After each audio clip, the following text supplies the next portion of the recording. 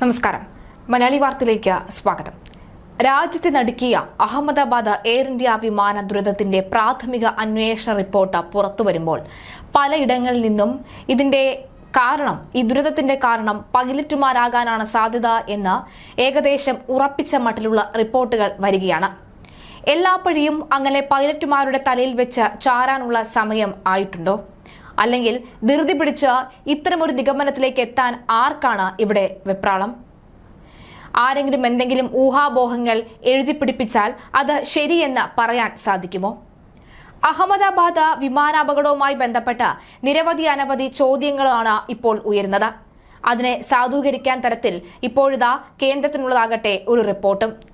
ആ റിപ്പോർട്ടിൽ പറയുന്നത് ഈ പ്രധാനപ്പെട്ട വിമാനത്തിന്റെ സ്വിച്ച് ഓഫ് ആയിരുന്നു എന്നുള്ളതാണ്. മാത്രവുമല്ല, റെക്കോർഡിൽ നിന്നും വ്യക്തമായി പറയുന്നത് ഇത് ആരാണ് ഓഫ് ആക്കിയത് എന്ന ചോദ്യത്തിൽ, അല്ലെങ്കിൽ ഇതെങ്ങനെയാണ് ഓഫായത് എന്ന ചോദ്യത്തിൽ ഞാനല്ല എന്ന സഹ പൈലറ്റിന്റെ മറുപടിയും വരുന്നു. അങ്ങനെയെങ്കിൽ കൂടെയുള്ള ആരെങ്കിലും, അല്ലെങ്കിൽ രണ്ട് പൈലറ്റുമാരിൽ ഏതെങ്കിലും ഒരാൾ അത് ഓഫ് ചെയ്തിട്ട് മനഃപൂർവ്വം ആത്മഹത്യയും കൂടെ കൊലപാതകങ്ങളും ചെയ്യാനുള്ള ശ്രമമായിരുന്നോ എന്ന ചോദ്യത്തിലേക്ക് എത്തി നിൽക്കുകയാണ്. അങ്ങനെ പൈലറ്റുമാരുടെ തലയിൽ കെട്ടിവെച്ച് ഇത് ചാരാനുള്ള സമയം ആയിട്ടില്ല എന്ന് വ്യക്തമാക്കുന്ന രീതിയിൽ പൈലറ്റുമാരല്ലെങ്കിൽ പോലും, അവർ അറിഞ്ഞോ അറിയാതെ അല്ലെങ്കിൽ പോലും ഈ സ്വിച്ച് ഒരു പക്ഷേ ചലിക്കാനുള്ള സാധ്യത ഉണ്ട് എന്നും അത്തരത്തിലുള്ള മനുഷ്യ പിഴവുകളുടെ സൂചനയായി വ്യാഖ്യാനിക്കാൻ ആരംഭിച്ചതോടുകൂടി ബോയിംഗ് കമ്പനിയെ രക്ഷിക്കാനുള്ള ശ്രമമാണോ എന്ന സംശയമാണ് ഉയരുന്നത്. എയർക്രാഫ്റ്റ് ആക്സിഡന്റ് ഇൻവെസ്റ്റിഗേഷൻ ബ്യൂറോ നടത്തിയ പ്രാഥമിക പരിശോധനയിലാണ് കോക്പിറ്റ് വോയിസ് റെക്കോർഡറിൽ രേഖപ്പെടുത്തിയ പൈലറ്റുമാർ തമ്മിലുള്ള സംഭാഷണം പുറത്തായത്. എഞ്ചിനിലേക്ക് ഇന്ധനം നൽകുന്നതിനുള്ള സ്വിച്ചുകൾ ഓഫ് ചെയ്തതാണ് അപകടത്തിലേക്ക് നയിച്ചത് എന്നാണ് കണ്ടെത്തൽ. ഈ സ്വിച്ചുകളുമായി ബന്ധപ്പെട്ടായിരുന്നു പൈലറ്റുമാർ തമ്മിലെ സംഭാഷണം. സ്വിച്ചുകൾ ഓഫ് ചെയ്ത ആരാണ് എന്ന പൈലറ്റുമാരിൽ ഒരാൾ മറ്റൊരാളോട് ചോദിക്കുന്നത് കോക്പിറ്റ് വോയിസ് റെക്കോർഡിൽ നിന്ന് വ്യക്തമായി കേൾക്കാം. ഓഫ് ചെയ്തത് താനല്ല എന്ന് പൈലറ്റ് മറുപടി പറയുന്നുമുണ്ട്. സ്വിച്ചുകൾ ഓഫായിരുന്നത് ശ്രദ്ധയിൽപ്പെട്ട ഉടൻ തന്നെ ഓൺ ചെയ്തു. എന്നാൽ എഞ്ചിനുകൾ പ്രവർത്തിച്ചു തുടങ്ങിയതിനു മുൻപേ വിമാനം തകർന്നു വീഴുകയുമായിരുന്നു. 2018 മുതൽ തന്നെ ഒരു മുന്നറിയിപ്പ് വന്നിട്ടുണ്ട്. ആ മുന്നറിയിപ്പും ഒപ്പം അദ്ദേഹത്തിന്റെ അഭിപ്രായം കൂടി വ്യക്തമാക്കുകയാണ് മുൻ എഞ്ചിനീയർ. മലയാളി വാർത്തയോട് അദ്ദേഹം പറഞ്ഞ വാക്കുകൾ നമുക്കൊന്ന് കേൾക്കാം. ആ വാക്കുകൾ കേൾക്കുമ്പോൾ ഇതൊക്കെ തന്നെ ധൃതി പിടിച്ചാരോ ചെയ്തു തീർക്കാനുള്ള ശ്രമം നടക്കുകയല്ലേ, ഇതിന് പിന്നിൽ മറ്റെന്തെങ്കിലും കാരണങ്ങൾ ഉണ്ടോ എന്ന് തോന്നിപ്പോകും. നമുക്കെന്തായാലും അദ്ദേഹത്തിന്റെ ഒരു അഭിപ്രായം ഒന്ന് കേൾക്കാം. എയർ ഇന്ത്യ അപകടത്തെക്കുറിച്ച് ഇപ്പോൾ കിട്ടിയിരിക്കുന്നത് പ്രാഥമിക റിപ്പോർട്ട് മാത്രമാണ്. പ്രാഥമിക റിപ്പോർട്ടിലെ പൈലറ്റുമാരുടെ സംസാരത്തിന്റെ വിശകലനം വെച്ചിട്ട് ഇപ്പോൾ അധിക വാർത്തകളിലും വരുന്നത് അവർ സ്വിച്ച് ഓഫ് ചെയ്തോ എന്നുള്ള സംശയമാണ്. എന്നാൽ 2018 തന്നെ കമ്പനിയുടെ നിർദ്ദേശപ്രകാരം അമേരിക്കൻ അതോറിറ്റി, അത് ഫെഡറൽ ഏവിയേഷൻ അതോറിറ്റിയാണ്, ആ അമേരിക്കൻ ഫെഡറൽ ഏവിയേഷൻ അതോറിറ്റിയുടെ ഒരു ബുള്ളറ്റിൻ എല്ലാ ഓപ്പറേറ്റർമാർക്കും വന്നിട്ടുണ്ട്. ആ ബുള്ളറ്റിൽ പറയുന്നത് ഈ സ്വിച്ചുകൾ ഫെയിലാവാൻ സാധ്യതയുണ്ടെന്നാണ്. അപ്പോൾ ആ സ്വിച്ച് ഫെയിലാവാനാണ് കൂടുതൽ സാധ്യത ഇവിടെയും. അല്ലാതെ പൈലറ്റ് ഈ ഒരു ഘട്ടത്തിൽ അവരുടെ കൈ അവിടെ ഉണ്ടാവില്ല. അപ്പോൾ അവർക്ക് മറ്റു പലതും ശ്രദ്ധിക്കേണ്ടതുണ്ട്. അതേസമയം ഒരു എന്തെങ്കിലും താല്പര്യപ്രകാരം സ്വമേധയാ അത് സ്വിച്ച് ഓഫ് ചെയ്യുകയാണെങ്കിൽ, എന്നാൽ കൂടി ഇങ്ങനെയുള്ള ഘട്ടത്തിൽ എഞ്ചിൻ്റെ പ്രവർത്തനം മുന്നോട്ട് കൊണ്ടുപോകാവുന്ന രീതിയിലാണ് കമ്പ്യൂട്ടർ സംവിധാനങ്ങൾ. അപ്പം അതിൽ തന്നെ ത്രസ്റ്റ് കൺട്രോൾ മൽഫങ്ഷൻ അക്കോമഡേഷൻ എന്ന് പറഞ്ഞൊരു സിസ്റ്റം ഉണ്ട്. അതിൻ്റെ മെയിൻ പർപ്പസ് ഇങ്ങനെയാണ്: എന്തെങ്കിലും രീതിയിൽ എഞ്ചിനിലേക്കുള്ള കമാൻഡ് തെറ്റി വരികയാണെങ്കിൽ അത് ശരിയായ രീതിയിൽ പ്രവർത്തിപ്പിച്ച് എഞ്ചിൻ തുടർച്ചയായിട്ട് എഞ്ചിൻ കൊടുത്തുകൊണ്ടിരിക്കുന്ന പവറോ അതിൽ കൂടുതൽ ആവശ്യമാണെങ്കിൽ അത് ആവശ്യത്തിൽ കൂടുതലാണെങ്കിൽ അത് കുറയ്ക്കാനുള്ള സംവിധാനം കമ്പ്യൂട്ടർ സിസ്റ്റത്തിലുണ്ട്. അതാണ് ത്രസ്റ്റ് കൺട്രോൾ മൽഫങ്ഷൻ അക്കോമഡേഷൻ. ഈ ഒരു സിസ്റ്റം ഈ എയർക്രാഫ്റ്റിൽ ഉണ്ട്. അപ്പോൾ ഇവിടുത്തെ ഘട്ടത്തിൽ ഒരു പക്ഷേ അതും ഫെയിലിയർ ആയാൽ, അല്ലെങ്കിൽ അത് വേണ്ട രീതിയിൽ റെസ്പോണ്ട് ചെയ്യാൻ ചെയ്യാത്തതിൻ്റെ കുറവും ഉണ്ടാവാനും സാധ്യതയുണ്ട്. അതിനെക്കുറിച്ച് ഇന്ന് അമേരിക്കൻ അറ്റോർണി തന്നെ, ഏവിയേഷൻ അറ്റോർണി തന്നെ ആ സംശയം പ്രകടിപ്പിച്ച ഒരു വാർത്ത നമ്മുടെ ഇന്ത്യൻ എക്സ്പ്രസ് അതിൽ വന്നത് ഞാൻ ഇതിൻ്റെ കൂടെ ഫോർവേഡ് ചെയ്യുന്നുണ്ട്. ഈ രീതിയിൽ പല സാധ്യതകളുമുണ്ട്.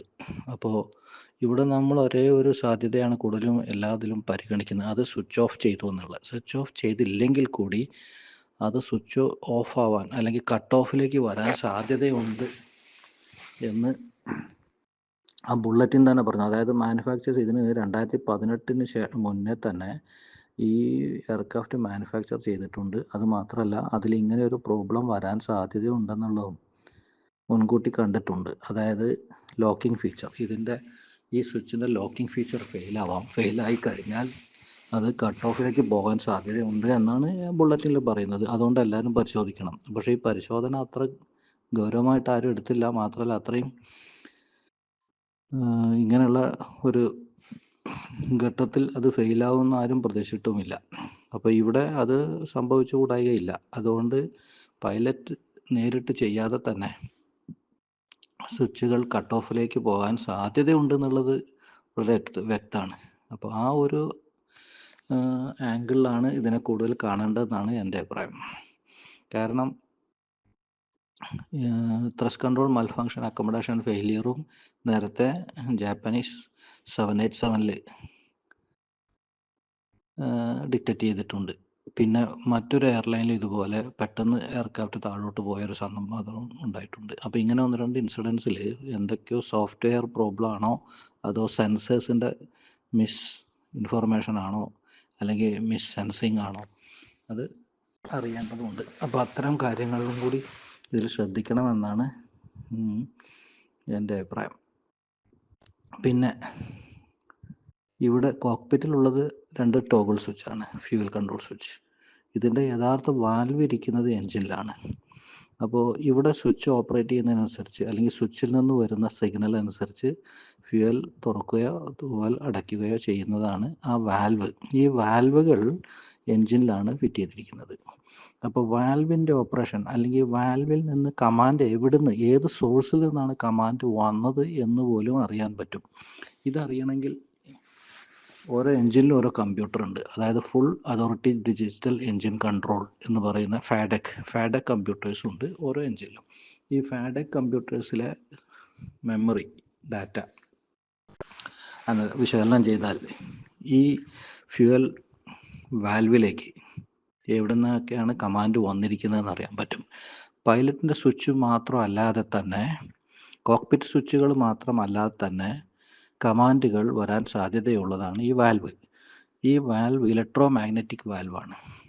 അതിലേക്ക് ഓപ്പൺ ചെയ്യാനും ക്ലോസ് ചെയ്യാനുള്ള കമാൻഡുകൾ പൊതുവെ 2-3 ഭാഗങ്ങളിൽ നിന്ന് വരാൻ സാധ്യതയുണ്ട്. ഒന്നാണ് ത്രസ്റ്റ് കൺട്രോൾ മൽഫങ്ഷൻ അക്കോമഡേഷൻ. പിന്നെ ഒന്ന് over speed governor's. Engine over speed ആവാതെ സൂക്ഷിക്കാനും ഈ എൻജിൻ കട്ട് ഓഫ് ചെയ്യാനോ അല്ലെങ്കിൽ ഫ്യൂവൽ സപ്ലൈ കുറയ്ക്കാനോ സംവിധാനമുണ്ട്. അപ്പോൾ ഓവർ സ്പീഡ് സിസ്റ്റത്തിൽ നിന്നും ഈ വാൽവിലേക്ക്, അതായത് ഫ്യൂവൽ വാൽവിലേക്ക് കമാൻഡ് വരാം. പിന്നെ ഒന്ന് ഓവർ ബൂസ്റ്റാണ്.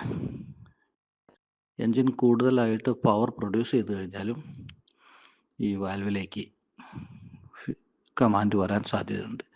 ഇങ്ങനെ ഏതെങ്കിലും മറ്റു സിസ്റ്റത്തിൽ നിന്നും കമാൻഡ് വരാൻ സാധ്യതയുള്ള വാൽവാണ് എൻജിനിലിരിക്കുന്നത്, ഫ്യൂവൽ വാൽവ്. കോക്പിറ്റിലിരിക്കുന്നത് അതിൻ്റെ സ്വിച്ച് മാത്രം. അപ്പോൾ ഈ സ്വിച്ചിൽ നിന്ന് തെറ്റായ രൂപത്തിൽ സിഗ്നൽ വന്നോ അതോ മറ്റേതെങ്കിലും സിസ്റ്റത്തിൽ നിന്ന് സിഗ്നൽ വന്നിട്ടാണോ ഫ്യൂവൽ കട്ട് ഓഫ് ആയത്, അതും കൂടെ പരിശോധിക്കണം. അവിടെ പരിശോധിക്കുമ്പോൾ കാര്യങ്ങൾ കൂടുതൽ വ്യക്തമാവും. മാത്രമല്ല അത് പരിശോധിക്കാൻ ഫാഡക് കമ്പ്യൂട്ടേഴ്സ് അനലൈസ് ചെയ്താൽ മതി. അത് ഏതായാലും അടുത്ത ഫുൾ റിപ്പോർട്ടിൽ ഉണ്ടാകുമെന്ന് പ്രതീക്ഷിക്കാം. തീർച്ചയായിട്ടും അദ്ദേഹത്തിന്റെ അഭിപ്രായം പങ്കുവച്ചതുപോലെ തന്നെ പലതരത്തിലുള്ള റിപ്പോർട്ടുകൾ ഇതിനു മുമ്പും വന്നിട്ടുണ്ട്. വാർത്തകൾ അത്തരം കാര്യങ്ങളിലേക്ക് തന്നെയാണ് വിരൽ ചൂണ്ടുന്നത്. 2018 അമേരിക്കയുടെ ഈ മുന്നറിയിപ്പ് കേൾക്കാതെ പോയതാണോ ഇത്തരം വലിയ ദുരന്തം വരാനുള്ള സാധ്യത അല്ലെങ്കിൽ വലിയ ദുരന്തം വരാനുള്ള കാരണമെന്ന് അറിയേണ്ടതുണ്ട്. എന്തായാലും പൈലറ്റുമാരുടെ സംഘടന പ്രതിഷേധം അറിയിച്ചിട്ടുണ്ട്. പാർലമെന്റിൽ ഈ റിപ്പോർട്ട് ചോദ്യം ചെയ്യും എന്നാണ് പ്രതിപക്ഷവും അറിയിച്ചിരിക്കുന്നത്. ഇതിന് പിന്നിലുള്ള സത്യാവസ്ഥ എന്താണെന്ന് പുറം ലോകം അറിയേണ്ടതുണ്ട്.